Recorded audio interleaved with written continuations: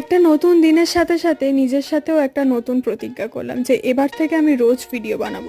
কারণ প্রচুর স্মৃতি এই কটা মাসে আমার হারিয়ে গেছে, কারণ ভিডিও করে রাখা হয়নি। ইউটিউবটাকে তো আমি প্যাশন হিসেবে নিতাম, স্মৃতি করে রাখার জন্য ভিডিওগুলো করতাম আর তোমাদের সাথেও শেয়ার করতাম। সেই স্মৃতিগুলোই এখন বাদ পড়ে গেছে প্রচুর।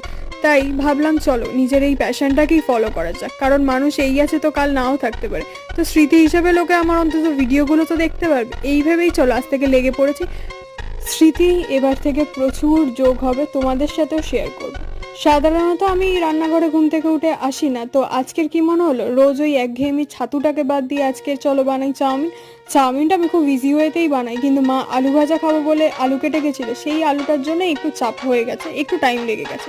তো দেখেছে তখন অলরেডি বাজছিল হচ্ছে 12টা 24, আর এখন বাজে প্রায় 1টার কাছাকাছি। এখন আমি ব্রেকফাস্ট করছি, তো ব্রেকফাস্টটা তো করে নি, দেখা হচ্ছে কালকে, টাটা।